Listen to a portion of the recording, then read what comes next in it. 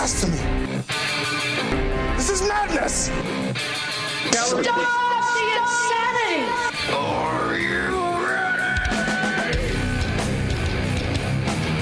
You're absolutely out of your mind.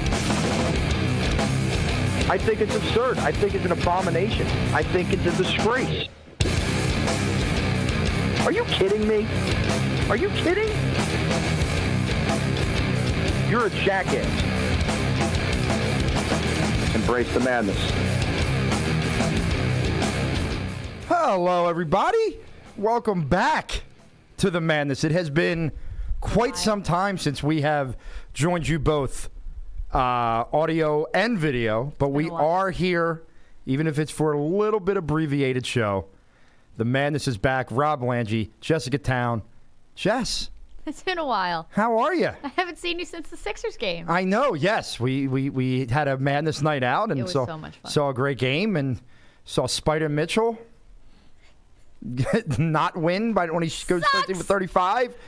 35 shots, no assists, 2 air balls, 2. Oh, nothing made my heart happier. Nothing made my heart happier knowing that I wasn't the only person who felt the way I do. Yeah, every time he touched the ball, that place booed like crazy. I will say, it made me so happy. I will say it did seem to calm down around the stadium, but not to the person to the left of me being you. It never calmed down. You were pretty hell-bent on being that person the entire game. Guy.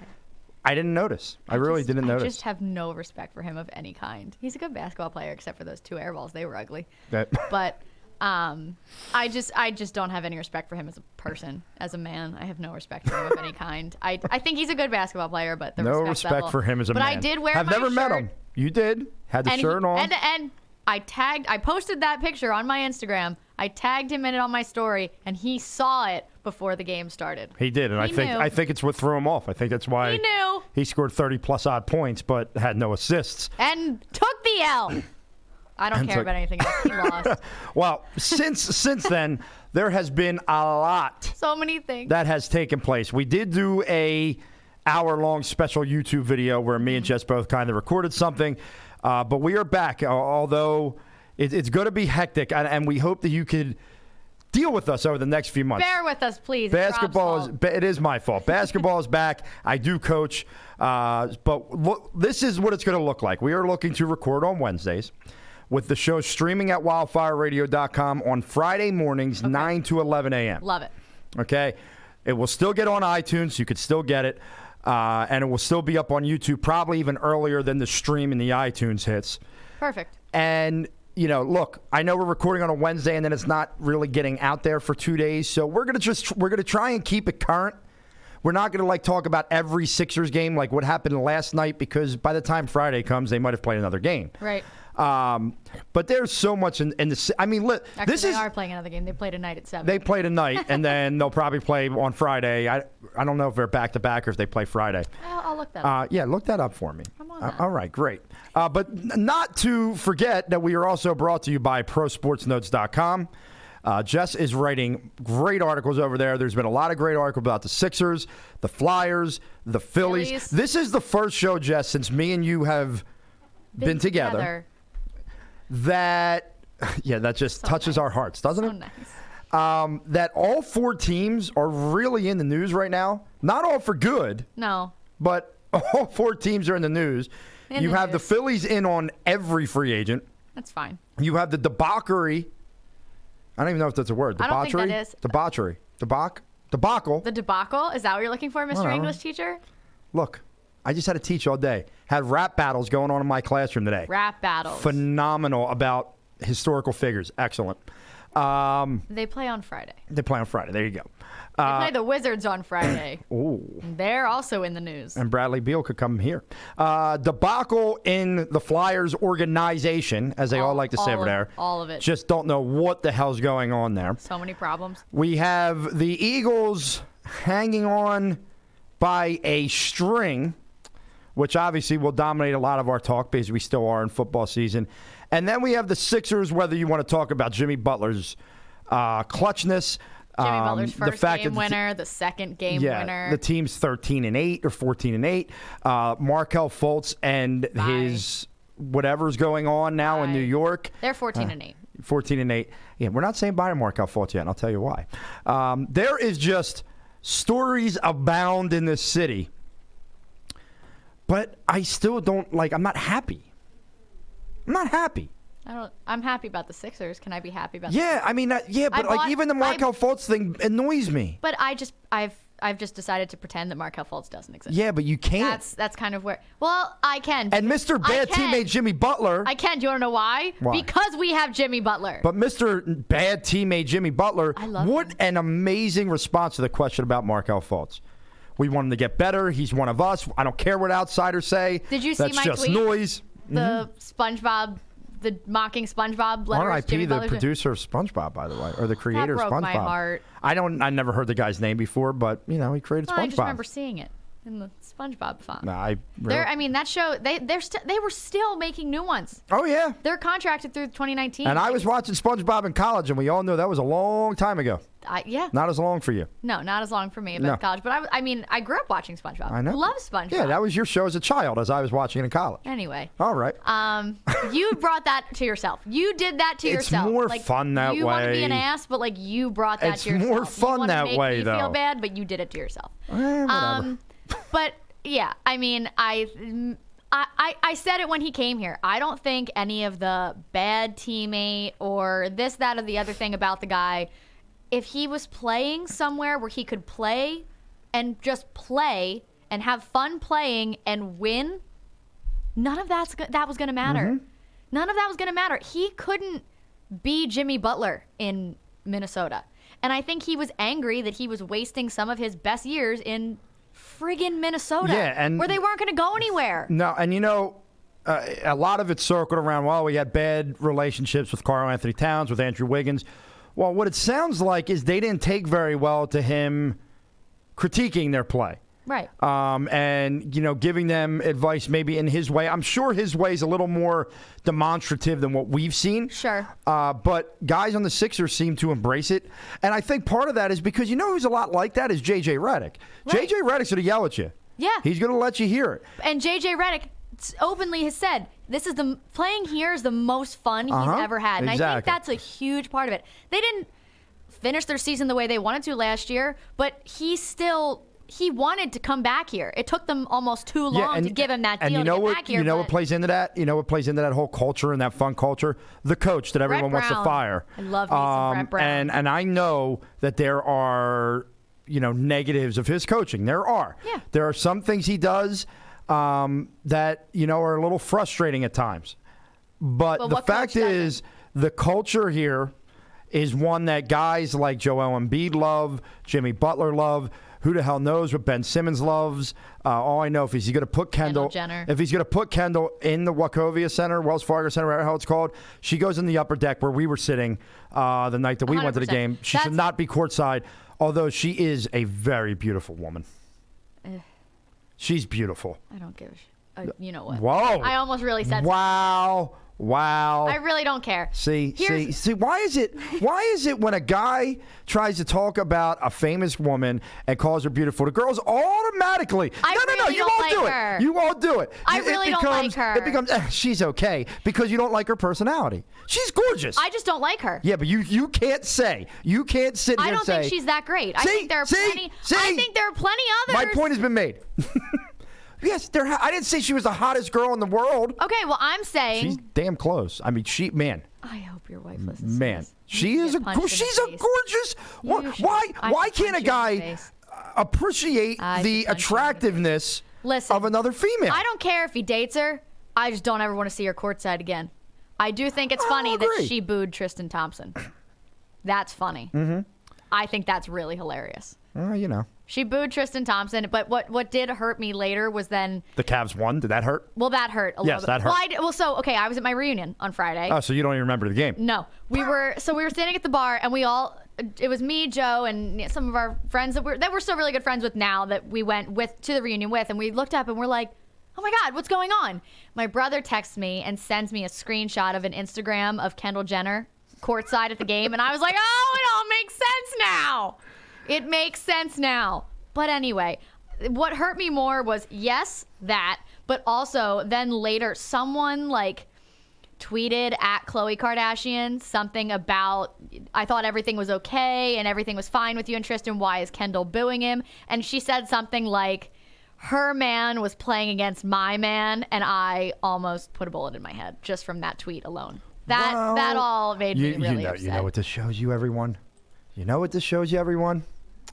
The Kardashians, the Jenners, all of them are all about the publicity. I don't think anyone's ever They argued are. that. Has anyone ever argued that? No, but what people do try and argue with me is that they aren't a stain on American society. They are a stain on our society, this family. All of them. Well, she's a stain on the Philadelphia 76ers. They're a stain on society. And that makes me upset. It makes me upset that we have to deal with. They are a stain on society. Listen, he can do what he wants. I want Ben happy. I love Ben Simmons to death. I don't know him, but I love him. I love him very much. I don't know if I love him. I just don't want to ever see her. You're just going to glance over what I just said, huh? Yeah, I don't want to see her courtside ever again. I don't know if I love Ben. Why is that? Share your thoughts. Look, there's no doubting he's a generational talent. He can do things on a basketball court that a lot of people cannot, especially for his size and length and all that. I am sick and tired of him not even attempting jump shots. And I know that it's like beating a dead horse. We talk about this all the time. Sure. But I'm also sick and tired of him driving down the lane where there's 5 guys and allowing himself to get stuck to the point where then he has to throw an errant pass and have a turnover. He's got to figure something out. And I can't wait, okay, because this team is getting primed to hopefully go on a run and maybe, win the Eastern Conference this year. Maybe. I don't know if that's in the cards this year, but it's very frustrating. And he's just so they lose to the Cavs, and someone asks him something about the game, and he gives them just like this little reply. Like, you can't lose at home to the Cavs. He was trying to get out of there so he could go hang out with Kendall. You can't lose at home to the Cavs. I'm with you. I don't see what you're... And once again, by the way, and this is just jumping off course for a minute. This is where the fan base drives me nuts. They had won 3 in a row. They lose to the Cavs, where every player played terrible. And whose fault was it to the fan base? Brett Brown. It was Brett Brown. Yeah. It was all Brett Brown. Now, does he have to have them up for that game? Yeah, I get that. But players have to play, ladies and gentlemen. And let me tell you something. Brett Brown was not given the same kind of answers to the questions that Ben Simmons was. Nope. Brett Brown was pissed. Yes. He was pissed. And as a coach, sometimes you can do everything the right way, but you can't, at the end of the day, you can't go out there and do it for them. Nope.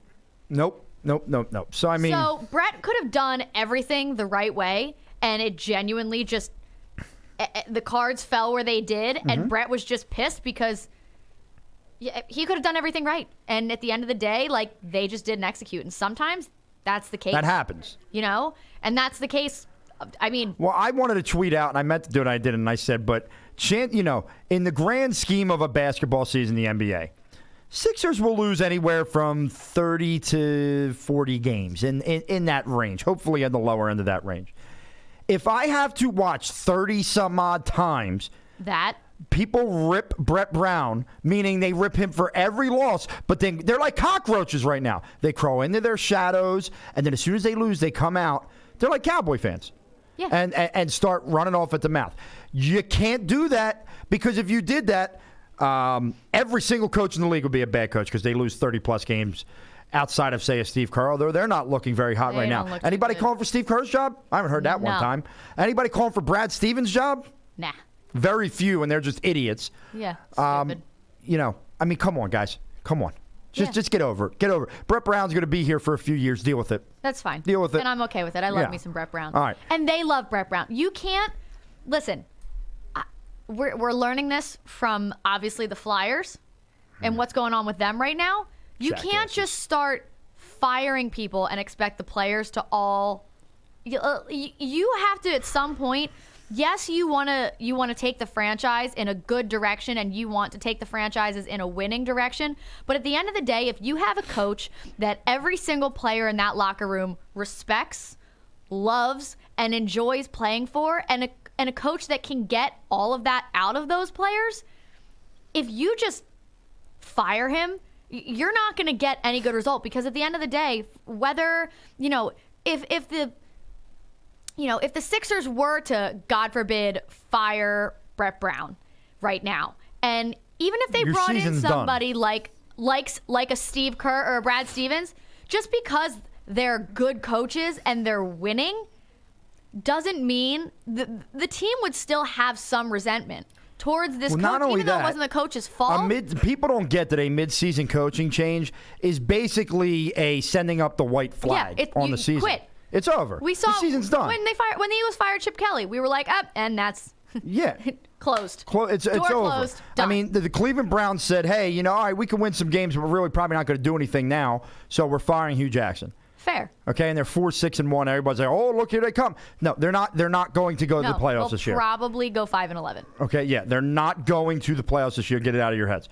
So go ahead. If you want Brett Brown fired now, that means that you're saying bye-bye to this season, Which is what dumb. the Flyers need to do. Yes. And say bye-bye to the season and fire Hackstall and get him the hell out, because the players don't enjoy playing for him. You know how I know? When they're up 3-1 against a terrible Ottawa Senators team and give up 3 goals to lose a game in under 6 minutes to lose a game, and then one of your veteran leaders in the locker room says, well, after they scored the second goal, we got scared. I don't know how we lost this game. That to me means... He didn't say we got scared. He said we played scared. No. I read the quote literally an hour ago. I watched him say it. I don't care. They misquoted him because he's got an accent, and it's wrong. He said, That's fair enough. We got scared. Played or got, it doesn't matter. Either way, it shouldn't have If that's happening, okay, if that's happening, there's major turmoil in that locker room. And then the day they start firing all kinds of guys, and they said you could hear a pin drop. You're fired. In the Flyers locker room. You're fired. I'm all for firing Hextall, but if you're firing Hextall, I don't know how you don't fire Hackstall with him. It just doesn't make any sense to me. I still keep him straight. Well, I'll tell you why not. And this has been brought up on the radio all week. The names are the same. No, not that part. I don't care that you can't figure them out.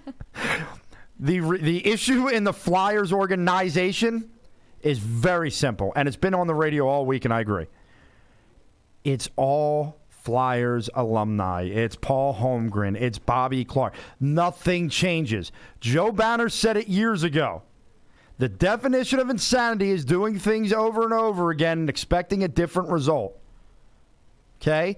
You got to move on. You have to move on. Paul Holmgren and Bobby Clark and anybody else should not be in the front office. And I don't know who could pull the trigger, because it seems like Holmgren got basically relieved of being a GM and got a bigger job in the organization. I don't understand this.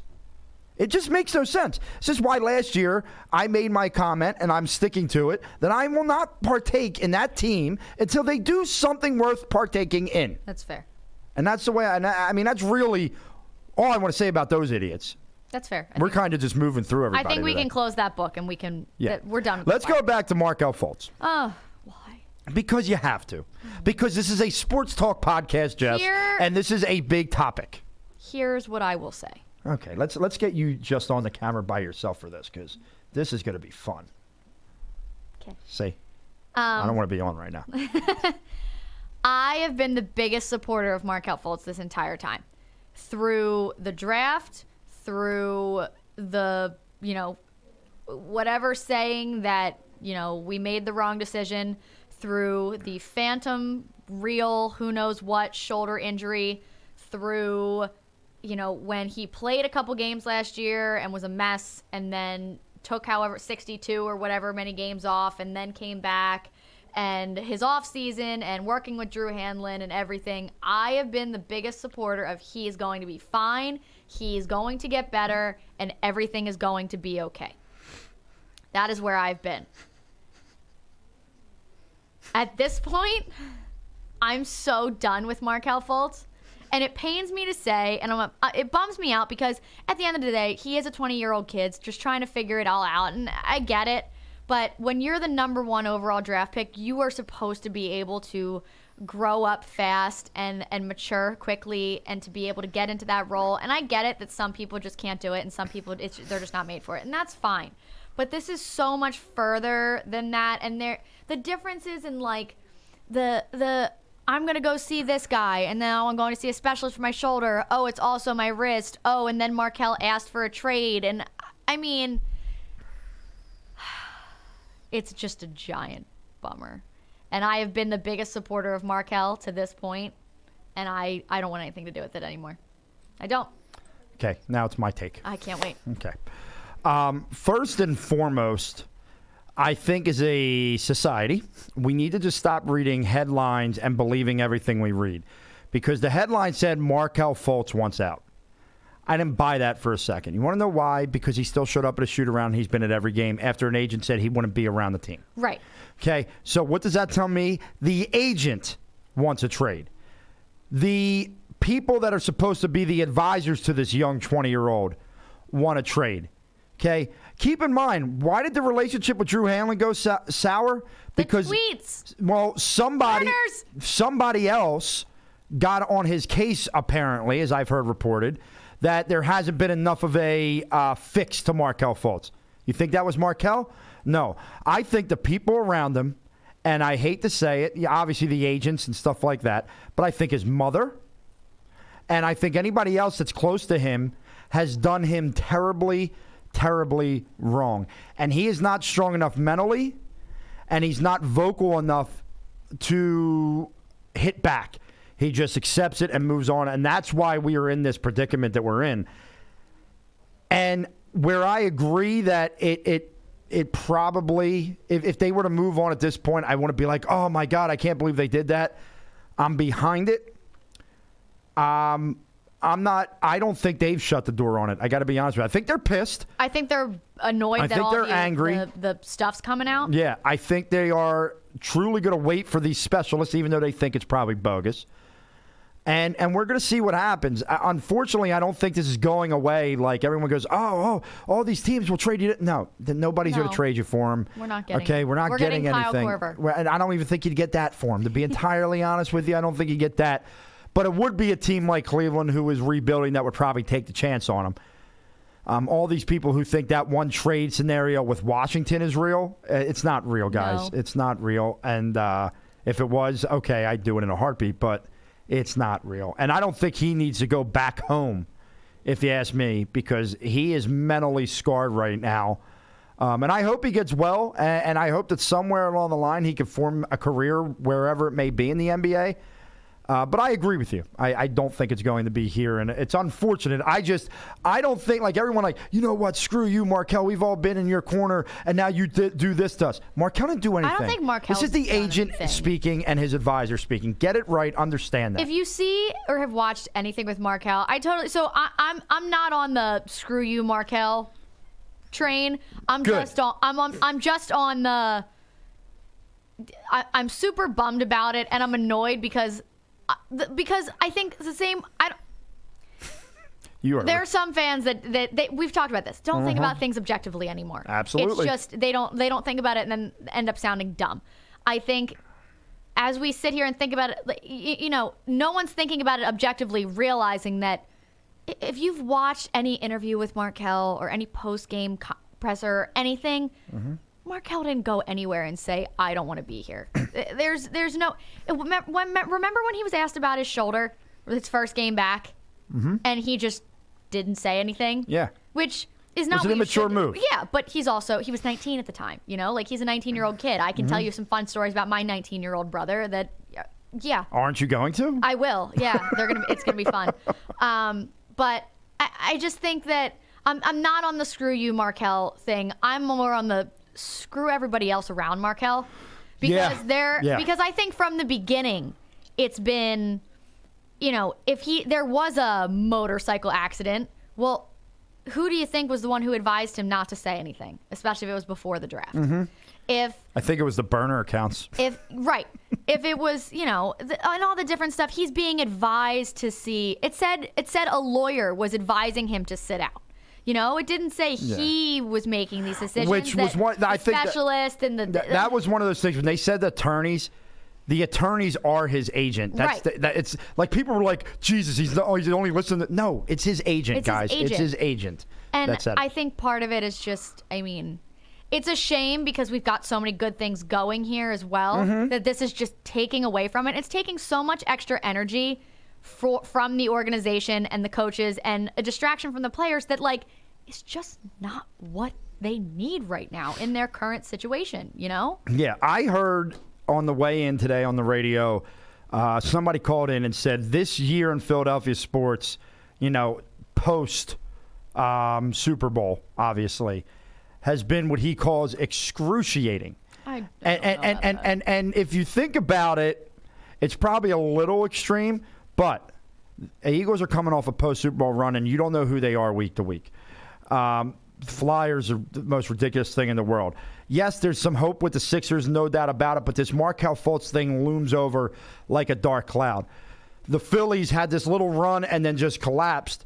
And to me, as excited as I am, I get nervous that I hear about them in on every free agent, but yet no moves are being made. Like, if it was me, Patrick Corbin doesn't leave the building yesterday without signing a deal. I throw whatever money I have to make him and Aaron Nola your 1-2 punch. Now you got a righty and a lefty and all that kind of good stuff.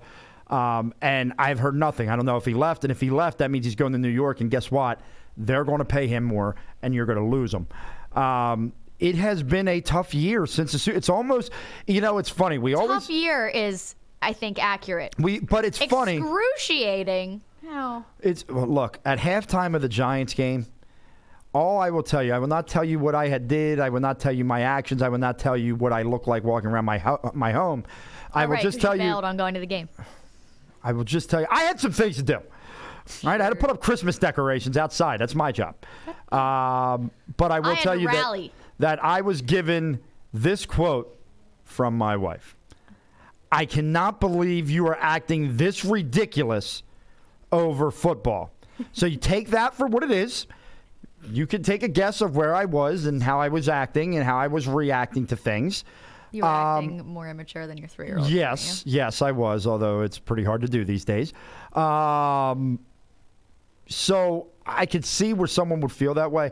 But it's funny because I think we always said, all we want is a Super Bowl. I don't care what else happens. And now God is kind of having a nice little joke with us. Oh, yeah? Oh, yeah? You wanted your Super Bowl? Are you sure? Here it is. How do you like this right now? And I got to tell you, I don't like it. I love the Super Bowl. I don't want to give it back for anything. No. But I don't like this. I don't like this up in limbo too much. And, you know, like I said, the Sixers are the hope of the town this year. Because even if the Eagles were to somehow, even though I find it highly unlikely, even if the Eagles were to somehow go on a string here and get into the playoffs and win the division, they're a 1, maybe 2 and done team.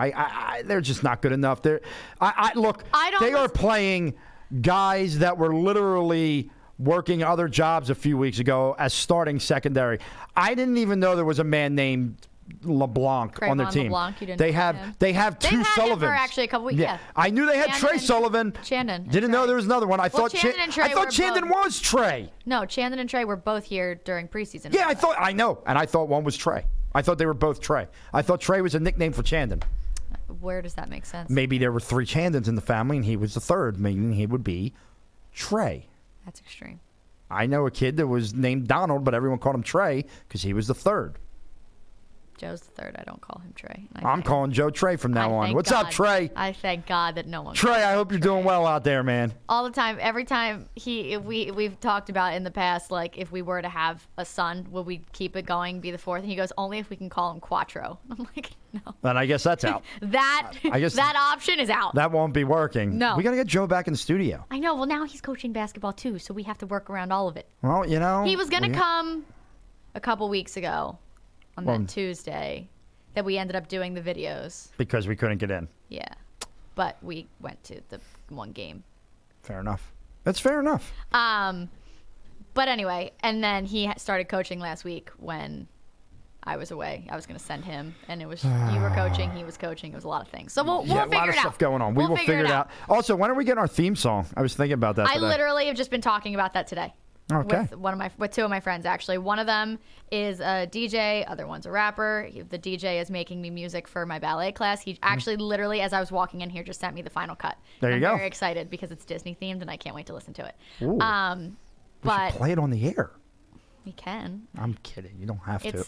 I'm excited about it. I'm super excited about it, but yeah, actually. we got to get the theme song going. We got to get our graphics up and running.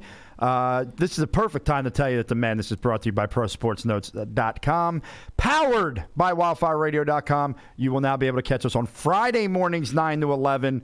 Live streaming. Make sure to follow us, The Madness with Rob Lange, on iTunes. I believe it's also on Google Play. I even think somebody told me somewhere else that they found it, but I don't even know where that was. So it probably wasn't that important. All right, let's go to the big topic. Last time we came on was where we had audio was prior to Dallas week. We then did our YouTube videos where we all remember me throwing my hat and acting a fool and being dramatic. Super angry and so dramatic. So necessary. So necessary. So dramatic. So necessary. So dramatic. And it was, you know how I know it was necessary? Because the following week was the epitome of an embarrassment. You want to know why? Because the Philadelphia Eagles became the first I saw the stat. It was the worst loss by a Super Bowl champion ever. And you know what that did? That gave all the idiots who said our Super Bowl was a fluke some ammo. And then you had to hear these morons and these Dallas fans and all these people run off at the mouth. Do you want to know what I did after they What lost? did you do? So I watched the Super Bowl DVD, the championship DVD, and just to try to make myself feel a little bit better. Actually, I lied. I didn't watch that before the Saints. I watched it before the Saints game. I watched it when we had that snow. So then you realized. No. I sat there and I watched it, and I think it made me not care even remotely a little bit about the Saints game because I watched it, and the people who say that the Super Bowl was a fluke are idiots. Absolute idiots. Well, I agree. I will say, though, that everything just happened in our favor. Like, I'm watching this, even, like, the littlest things. Like, someone, like, slipping and falling. They would have slipped and fallen the opposite direction. Slipped and fell. Did I say slipped and falled? Oh, you said slipped and falled. And since you attacked me, for being an English teacher and screwing up a word, I'm not an English teacher. I just want to point it out. Fell. Yikes! Sorry. Unbelievable. I'm heated about this topic. Yeah, that's how my daughters say it. That's okay. They're 3. I'm 23. Sue me. Oh my God. And regardless, even down to like the strip sack in the Super Bowl, the fumble bounced into Derek Barnett's hands. Like everything just went our way. It was in the stars for us to win the Super Bowl this year. And that is very different from it being a fluke. I think we were just finally meant to win one. But I watched it happen and I was like, I can't even, like, I'm watching these games and I can't even. Last year was so great that I sat down for the Saints game and I was like, all right, this is going to suck. And then I had to take a nap at halftime to be able to watch the second half. I told myself going into the game they were going to get beat. And I thought they'd get beat pretty bad. But I was still angry because it was an embarrassment. Oh, it was embarrassing on all levels. They rolled over and quit. And then to start the game against the Giants last week the way they did, and to go down 19-3. And look, I knew the defense was going to have a tough time with all the injuries in the secondary. 100%. I knew they were going to have a tough time. But for the offense to just continually sputter to start games. Now, everyone's going to call me a hypocrite here because they say, oh, you never blame Brett Brown. Why do you go after Doug Peterson? Football and basketball are extremely different when it comes to coaches and their impression on the game. When the coach scripts the first 15 plays every week, and every week, except for one this year. They go 3 and out. Except for one, you go 3 and out. On the first There's an issue with that. Okay? When you see that whenever you run the ball 25 times or more this year, you're undefeated. And when you run it under that, you're defeated.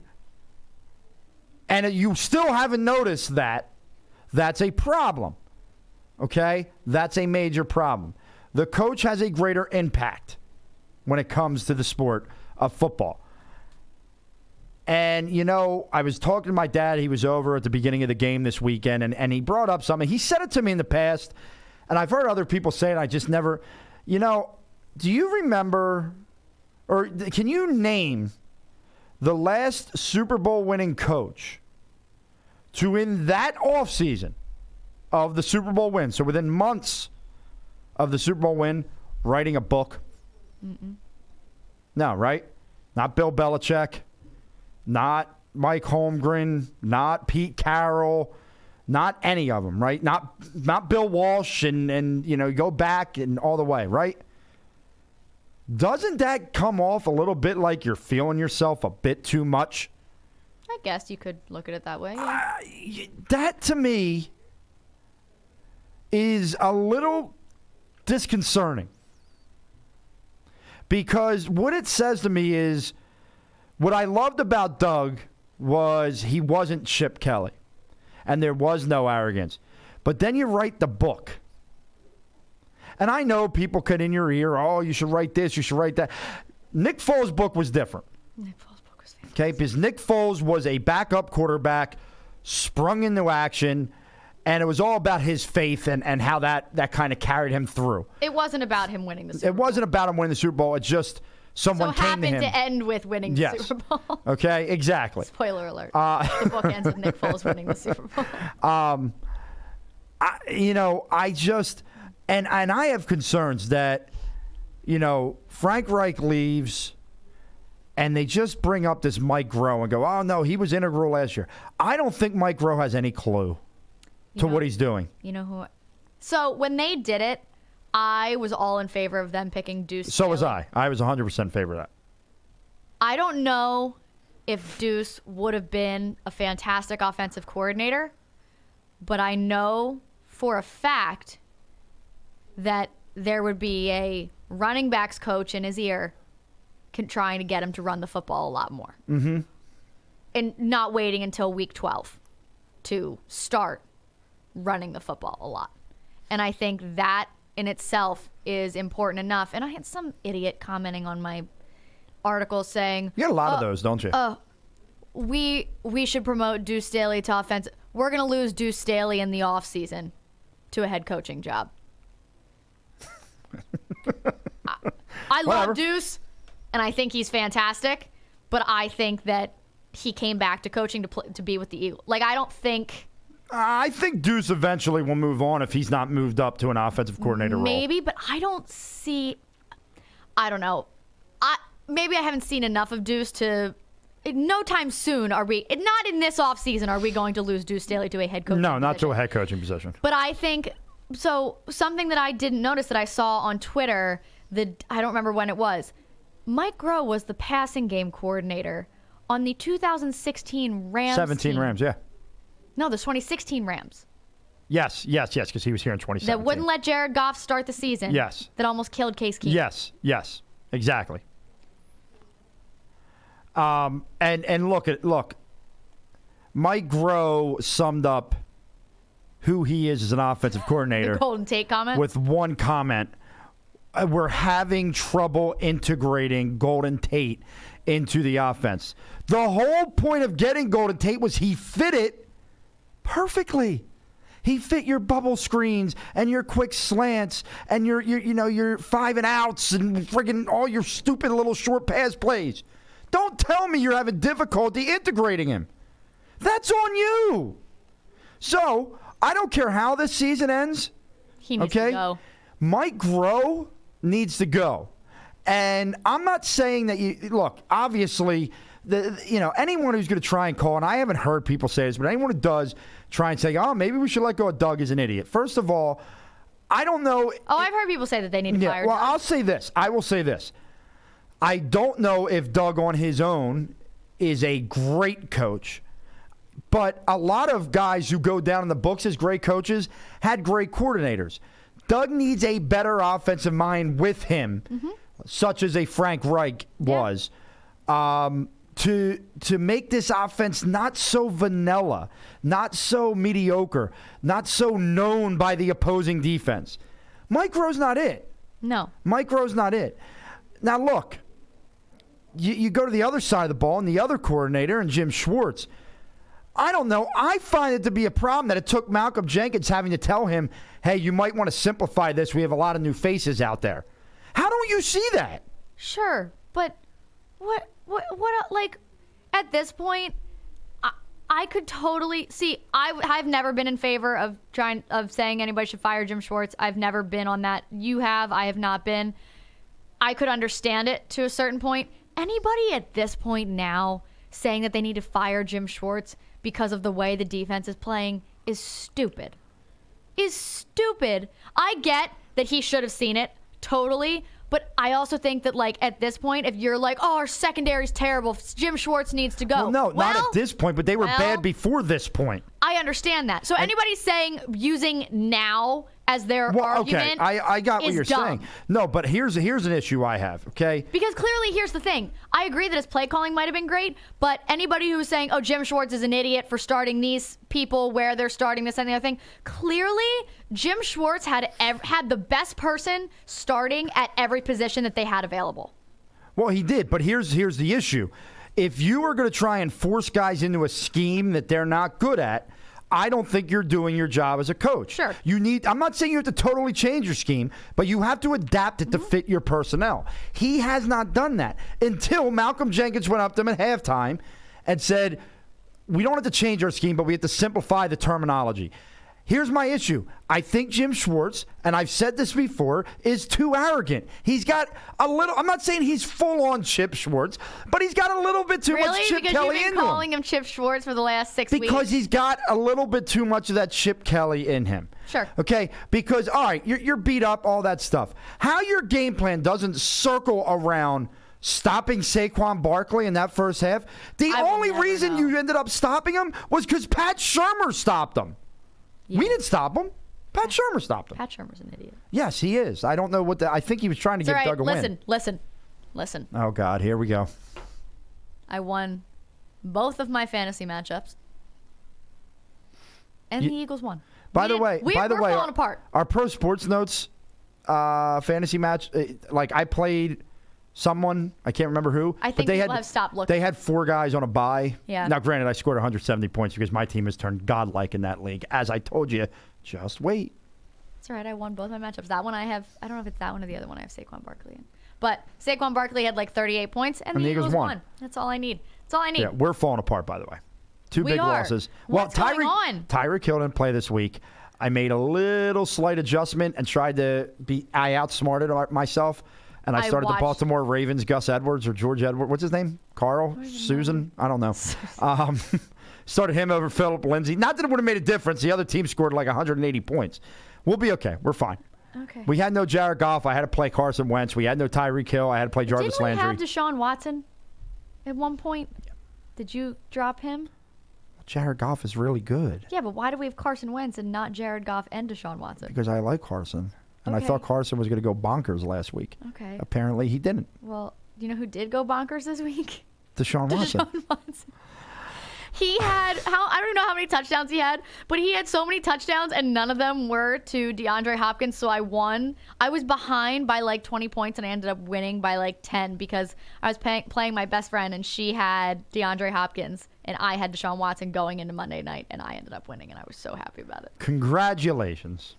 On the big win. It's a big win. Thanks. It's a big win. I'm happy for We need to figure it out, though. We need to get back on track. Yeah, we'll get back on track this week. I'm not worried. Because there are literally 4 teams in that league that don't pay attention either. No. So we'll be okay. And we're the only sports podcast in there, so we're the only ones that are really to into it. So I think we're going to end up winning, which I don't know if that really wins anything other than they have to go purchase T-shirts or something. I don't really know. Let's talk more about the Eagles here. I want to talk about Carson. Okay. You know, I am obviously on the record of saying I think Carson is having a good season, stat-wise. I know that there's some things that he's not doing, and I know you tweeted out this week. I saw this; it was either yesterday or the day prior. That anyone that still thinks Carson Wentz wasn't 100% is an idiot, or something along those lines. Yes. You tweeted that out because people are still trying to blame the fact that he's not playing well the last couple weeks on the fact that, they put him out there too soon, he wasn't ready. Well, no, I don't think they put him out there too soon, but I do think there is something to the thing that he is not fully recovered because you do not fully recover from a torn ACL until a year after the injury. What? It's more up here. I don't know what this means. I think he's more worried about it up here than No, it's a scientific fact that it takes a full year to recover the doctor fully. who And you can still operated play. on his You're missing my knee- point. You're missing my If the point. doctor who operated on his knee looked at an MRI of his knee and said, your knee is fully healed, you can get hit on your There's knee more and be to fine. recovery. You are fully recovered. There is more to recovery than just the injury itself. But that's not what people are saying. People are suggesting that That's his not knee. what I'm suggesting. Okay, fine. Continue. So don't come at me. And by the way, he was 20 of 28 for 2-something last week. He threw 8 incompletions against the Giants. He wasn't terrible. No. He just shouldn't be throwing the ball 35, 40 times a game because they need to start running the ball. Agreed. Did you see the stat? It was like anytime Carson's thrown for over like 350 yards or something, they're like 1-9. No, it was like between 3 9. That was a Peter King dumb stat. I didn't know what it was. Someone at work told me. Yeah, I'm off of Peter King right now because he's a jackass. He ran his friggin' mouth after the Eagles booed during the Dallas game, which They should I don't boo know during what the the hell Dallas else he game. wanted from us. We boo all the time, and we should. And we It's what should makes damn us well great. boo. One thing I'm concerned about, and I hope as he continues to get more time out on the field and he starts to feel more and more comfortable and all that, he is not trying to run at all. He is as stationary can be. And some of these sacks he's taken were plays he was getting out of the pocket and running on last year. And I'm concerned that he's lost that aspect of his game because I don't want that. That's what McNabb did. If you remember, that's what McNabb. But McNabb it was more of a pride thing. I'm not a running quarterback. And it totally changed who he was as a quarterback. I really hope that this is just I'm still trying to get comfortable and back into the swing of things. I hope so because I will tell you that the last couple weeks I've noticed he, especially against the Saints, he looked as uncomfortable and unconfident as I had ever seen him anytime he was back there. Mm-hmm. Like he just looked rattled He the did. entire time. He did. And I just think that I've never seen him look like that. And I think, I don't know if part of it was the interceptions or the hits he was taking or what it was. But I think, I agree with you. It was, who'd they play the week before? It was the Panthers. When they played the Panthers at home, he didn't take off running ever. He didn't even really scramble that far. He didn't do much. And then we saw it again against the Jags. I think in my article that I wrote that week, I talked about it was really good to see him moving a little bit more, running again, trying to get those couple yards here and there. And I don't think he's always scared because if you remember, there was I don't remember what play it was, but at one point, I don't even remember who it was. Someone was coming around the one side, and Carson was like starting to get ready to lead block for him. Like you know, he's ready to go, and he was gonna go all out for it if he needed to. So I don't think he's totally scared. I just think that if he has the time to internalize it and think about the hits that he's taking, the sacks that he's taking, or anything like that, I think if he just stops thinking and plays, you see it a lot more. Yeah. Like in Jacksonville, I don't think he was thinking anymore. I think he trusted what was going on, and he just went out there and played. Yeah, and he looked his like first game himself back, again. he did. If you remember, even against the Colts, he ran the ball a little bit against the Colts, and Everyone I just held their breath every time he took off. yeah, but I just wanted to get back to that. I agree. And, that's a little concerning right now. I mean, it is. It worries me if it's somebody like Mike Groh who is messing with his head, and they need somebody in here who knows. They need somebody in here as an offensive coordinator who knows quarterbacks and is able to help him the way that John DeFilippo and Frank Reich did. Yeah, and speaking of which, Ian Rappaport has a report before the game about Carson Wentz, and he's not fully back yet, and all this other stuff. If he knows that, that means the coaches have to know that, right? Sure. Okay. Hey, Doug. 3rd and 1, read option running play with Carson Wentz. The hell was that? What the hell was that? Run the ball up the middle. Get the first down. Okay. Josh Adams. He's kind of good. He's pretty good. He's kind of good. The kid can play. Give him the friggin' ball. Excited about him. I am too. What did Jason Peters call him this week? Corey The silent looked good this assassin. Jason Peters called Did he? Josh Adams a silent That's assassin. funny. I like it. Corey looked good this week too. He did. Corey played I mean, really look, well. that second half. Listen, if there's a light at the end of the tunnel, it's in that second half. They could have given up. They could have shut down going into the half when they're down 19-3. Instead, they fought back. They showed a little bit of resolve, a little bit of fight. They scored before the half, and then they just dominate the second half. So in that regard, I could see being a little hopeful. But it's like I don't go into this game this week feeling, oh, they're going to crush the Redskins. No, I don't feel that. Now, way I at know all. Vegas does because Vegas has got them at 6.5-point favorites. I don't know why. But Ike Reese said something this week, and I agree with it. I agree if with at everything home, Ike says. Everything. I don't. I've actually had a couple arguments on Twitter with Ike. But I do agree with this. If the Eagles, at home, in prime time, cannot beat Colt McCoy, they don't deserve anything. Agreed. And my fear is they don't deserve it. You know, my fear is that they really don't deserve to be in the playoffs this year.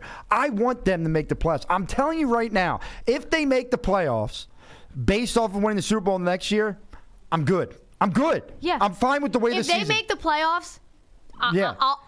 If they I don't- can come to terms with that and be like, okay, fine. If they don't, I will not be good. I will be upset. pissed off. I will be upset. And then I'll feel It'll like, be sad. man, how many changes do we have to make next year? So it's going to be interesting. We have, what time is it? 3:37. All right. So that's our time, not when you're going to be listening to this, so don't be fooled. So we have about 20 minutes or so that we could keep rolling along here. I do want to touch base on the Phillies a little bit, then get to This Is Sure. Madness. We should make some picks. We haven't made picks in a while. On the Phillies? No. On the NFL. Oh, well, you said let's get on the Phillies. Yeah, and then you This said, Is let's make Madness, some- and then we'll make some picks. Well, you said no. You said let's talk about the Phillies, God. and then we'll do This Is Madness. And we haven't made some picks in a while. What? Yeah. NFL, that's fine. All right. I'll find the games. Okay. Now that we've had our little 30-second interlude, we will come back here with you. And listen, you know, we've heard Phillies and Bryce Harper. We've heard Phillies and Manny Machado. But it seems like every big-name free agent out there, the Phillies have been tied to. And that's exciting. It really is. And, you know, the most recent being Patrick Corbin, the pitcher from Arizona, was in town yesterday, apparently, at Citizens Bank Park. You hear the name Goldschmidt being thrown around as a trade. You hear Madison Bumgarner being thrown around as a trade, and the Phillies are in on that. I know they're not going to get everybody. But if the Phillies were to come out of this offseason with an elite bat, an elite starter, and an elite reliever, which I think the name being thrown around there is Kimbrel, that would be, to me... You sound like friggin' Gabe, an elite reliever. Well, I mean, that's a thing. I know, but they relievers that are elite. Well, they constantly play that soundbite on WIP of Gabe saying an elite reliever. Well, listen. That's all I could think of. Sorry. Okay? That, to me, signals, okay, it's time to be reinvested in the Phillies. If they get Bryce Harper, to be very honest with you, and nothing else, I'm back in. But when you're when you are involved, apparently, with all these names, if you're only able to come out with one, but I have the fear, and call it the post-LeBron, post-Kawhi syndrome. I know they got Jimmy Butler now. I know they got Jimmy That Butler. wasn't what I was going to say. No. Call it that. What if the Phillies get no one? What if this whole offseason goes and the Yankees stock up and the Dodgers stock up and the Red Sox and all these other teams and the Phillies get nothing? How am I supposed to be excited? That can't happen, can it? I'll cry. It can't happen. Come on. You're the predictor here. It can't happen. And- Can that happen? I mean, I could. Yeah, it could happen. I don't want it to happen. I'm not saying I think it will. I'm saying I it want could. some positivity out of you. I'm positive that it's. I don't know. I don't know. You what to suck say. right now. What do you want me to say? Tell me it's not going to happen, Jess. I need positivity. I don't want it to happen, Rob. But there's always the chance that it's, you know. I told you I think we're going to get Bryce Harper. Does that help? Okay, that helps a little bit. All right. You know what? I hate baseball's off season. Just start making moves. Come on. What are you waiting Come for? on. Just start. Don't wait 2 weeks for the winter meetings. Make a damn move. Make it while I'm on air for the next 15 minutes so I can break the news. Come on. Let me do it. They're not going to do it. No, they're not going to do it. But I really don't care. I just want them to make the move. I want to be excited. I want to be. I'm like looking to see if anything's popping up. And nothing's going to pop up. Nothing is popping up. I hate to tell you, nothing's going to pop up. But I want to be excited about the Phillies again. I do. That stadium was awesome. Yeah. From 2007 through 2012. You're right. And I got tickets for $4 this year. Yeah. And I went to one game this year and was bored.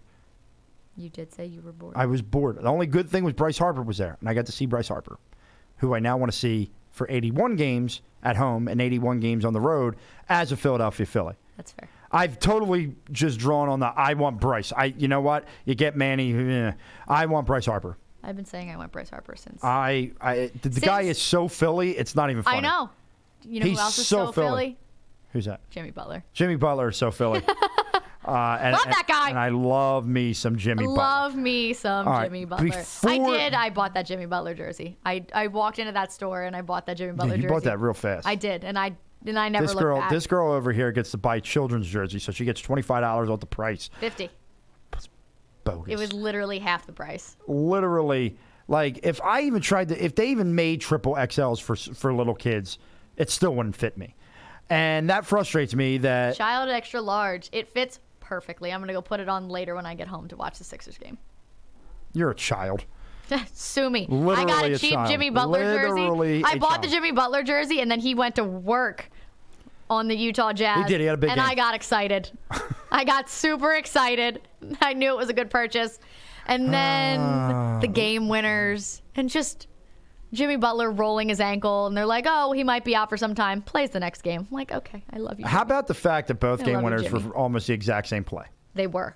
It was ridiculous. And if you watch them side by side, he does it. It's the same exact move. It's his move, and he nailed it was funny. Twice. His first game, they lose to the Magic, and everyone goes, he didn't call the ISO. Why didn't he call the ISO for Jimmy? Then he calls the ISO for Jimmy twice, and people are still complaining.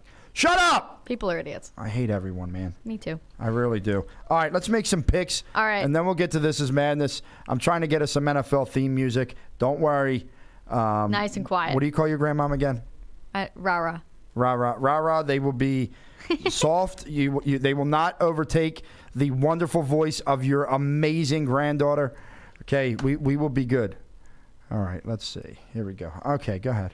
All right, ready? Oh, wait a minute. This might be an ad. Okay, go ahead. Just start going. And Saints-Cowboys on Thursday night. Dude, this game, I know everyone's like, oh, how the Saints going to lose that game? Very easily. The Saints are going to have a bad game at some point.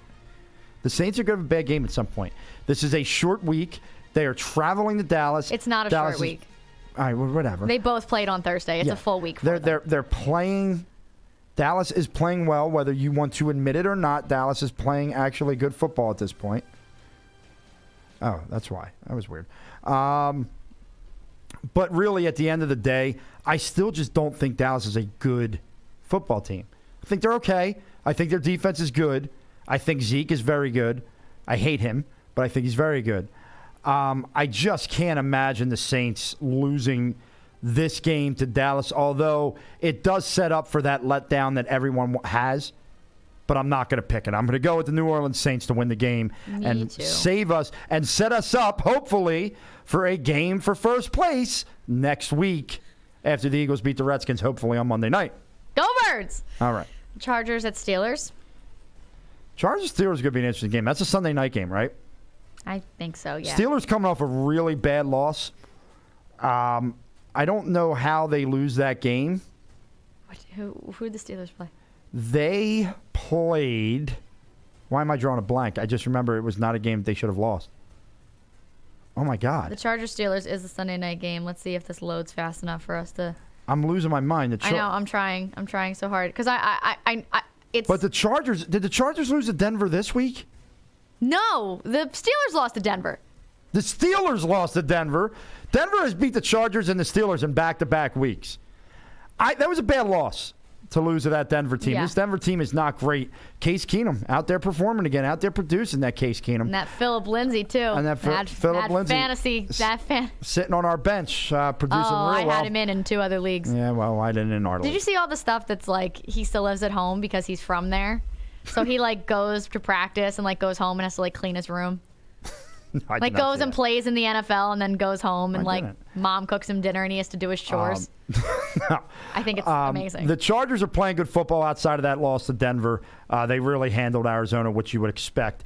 But traveling across the coast for a Sunday night game against a team that's eager to get a win here, I'm going to go with the Pittsburgh Steelers to win this game. I'm going with the Chargers. Good. Need Love to catch that. up. Eagles, Redskins. Eagles, Redskins, look, you just never know what Eagles team's going to show up. I mean, it's typically been the bad one recently. But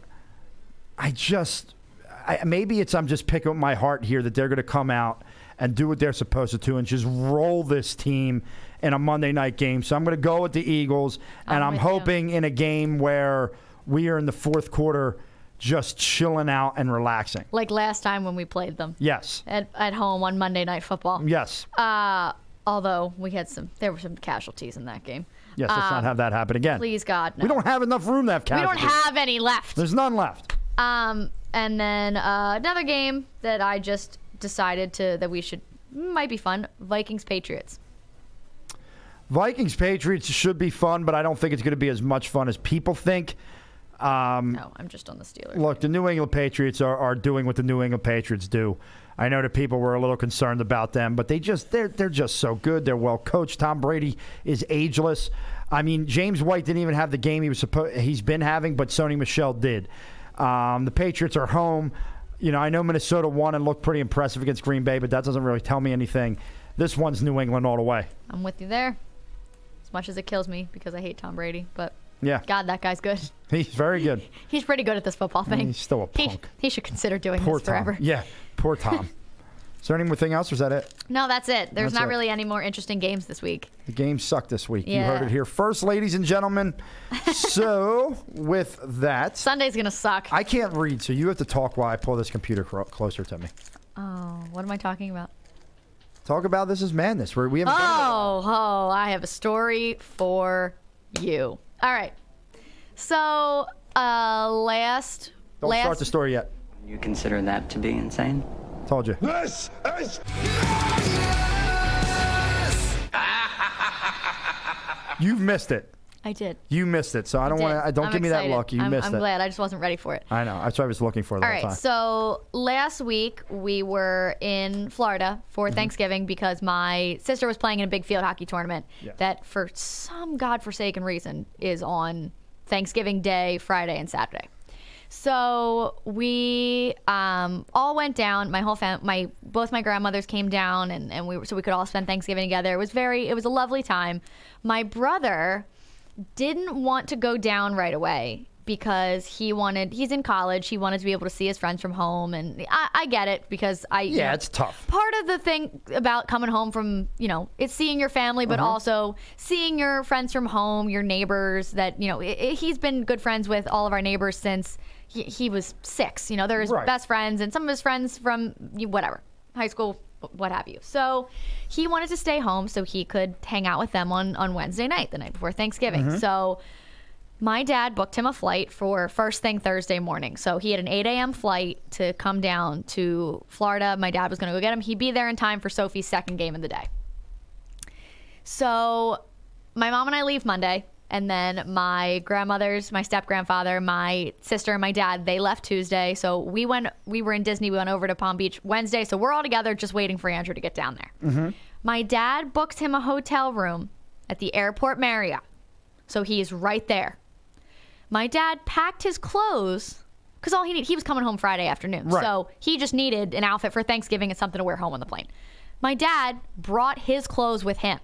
Okay. So he didn't have to bring a suitcase. He didn't have to pack. All he had to do was get dressed and get on the airplane. So Did he forget to get dressed? I wish that's where the story was going.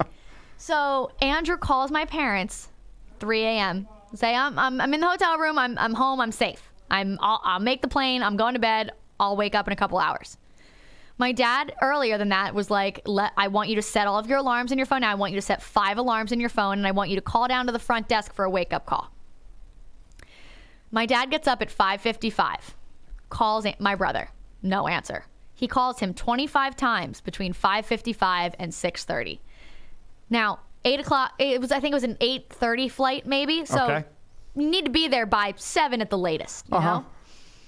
Andrew was supposed to be up, going over. No answer. So my dad calls the front desk and says, did he pick up the wake-up call? And they said, oh, no, he didn't answer. He said, okay, I need you to go up to the room, and I need you to pound on the door and wake him up. So they go up, bang on the door, call my dad back, and they say, oh, you know what? I think he probably just left early for his flight. My dad's like, I know that didn't happen. Meanwhile, I should backtrack a little bit by saying that the week before, my mom kept telling my dad how stupid it was that he didn't have to be there until Thursday morning, was saying, you need to change his flight to Wednesday. You need to change his flight to Wednesday. He needs to be down there earlier. My dad's going, no, it'll be fine. It'll be fine. It'll be fine. He'll make it. It'll be fine. So not only is my dad panicking that Andrew's not going to make his plane, he's panicking because he knows he is in deep trouble. He's going to hear it. He's in so much trouble if Andrew doesn't get on this plane. So, but meanwhile, he's trying to keep it calm so my mom doesn't start freaking out. So he is, still calling him, not answering. They call my dad and say, he probably just left early. My dad goes, no, I grant you access to the room. I need security to go in there and physically wake him up. So my brother woke up 40 minutes late to a man in a suit standing over him saying, are you Andrew? And he was like, I think so. He's like, you got to get up for a flight, brother. And he's like, uh-huh. He gets up, gets dressed, walks out of the room, makes his plane, tries to get through security. He had 4 Red Bulls in his backpack because his plan was, I'm going to come home and I'm just going to stay awake. I'm not going to even go to bed. So they were like, oh, you can go back to the end of the line and finish them. He was like, just toss them. Just get them. Just toss them. I got to get on this plane. So meanwhile, I'm in a room by myself because, we're all old now. There's not enough room for all of us in one hotel room these days. So I don't know any of this. My parents are going through this. I know nothing. I get a phone call from my brother at 7:30 to tell me this story. And I was just like, they arranged this so you would have the least chance to screw it up, and you still almost really screwed it up. And my dad called and was like, you better make this plane because my ass is on the line if you do not make your flight. Oh, your dad's, it was all about your dad's ass at that point. Oh my God. How stupid. He slept through 5 phone alarms, a wake-up call from the front desk, and security pounding on the door. Yeah. They had to go in and physically Did you not go wake out him up. When you were younger, when you were like 2 years ago, did you not go out on Thanksgiving Eve? Mm-mm.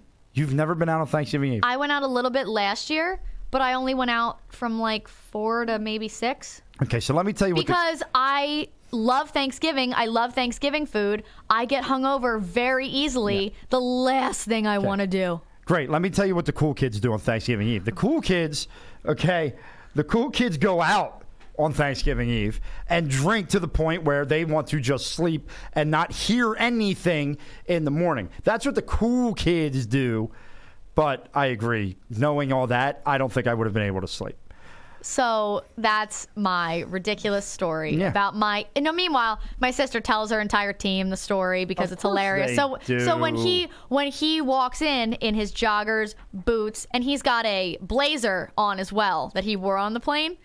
That's awesome. When he rolls up to the field hockey game like that, I got to meet your brother. He looked ridiculous. I'm a fan of his already. Oh, he's fantastic. I'm a fan. There are a lot of people that are big fans of Andrew Town. He's a great guy. Yeah. I love him to death. But does things like this more often than he should.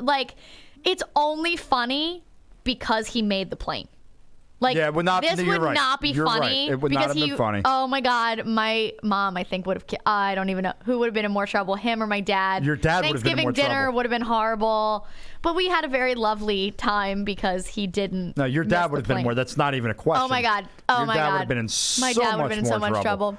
But Andrew also would have been in a good amount. Andrew would have been in trouble with your dad, but your dad would have been in trouble with your mom. Your mom would have just blamed totally your father for that. But so funny. Just the way it goes. He looked terrible too. on that plane. What do you expect? Didn't shower. So his hair was a mess. What do you expect? It was bad. Okay. I have 2. Is that your only one? Yes, because it was just So good. All right, I have 2, so I'm going to roll through them kind of quickly. Number 1, a little bit more serious, but the Washington Redskins. You know, you are in the news all the time about your logo. You're in the news all the time about your name. People just don't understand why you can't get with the times on all this stuff. Okay, whatever.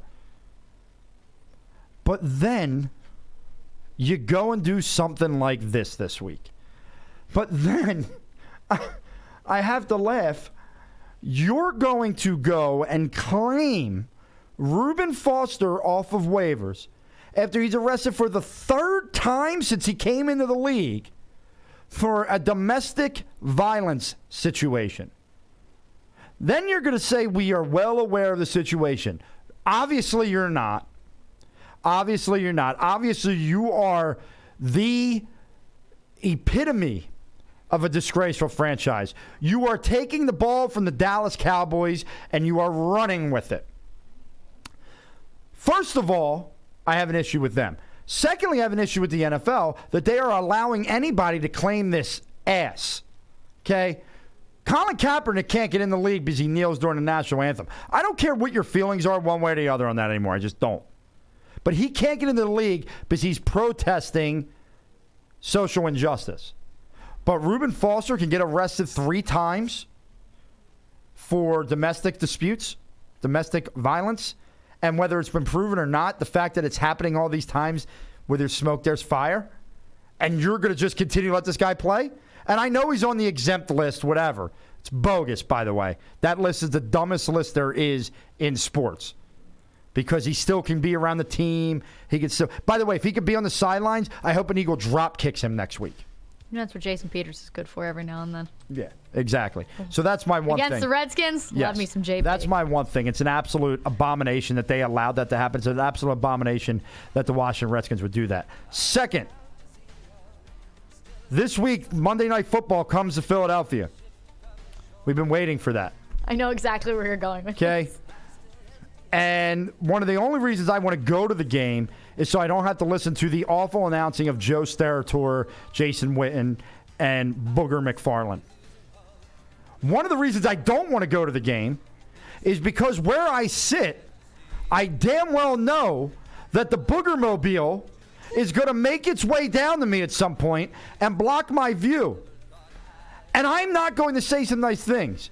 I will say this, Philly, please do not throw anything at him. Please, God, Philly. Please, Philly. Please don't do it. That's the last thing we need. Don't do it. I know I'm going to want to. But that is the stupidest thing in the world. People pay tickets to come to your games. The NFL says, oh, it's giving us a whole new access. No, it's not. You have the camera on this ugly man talking as the camera's moving. I don't care what Booger McFarland looks like. I don't care. I don't want to know. Put him on the sideline and make him be a sideline reporter. Stupid. Okay? With that, we do win in the end. It's a shortened show, but Jess, it was fun.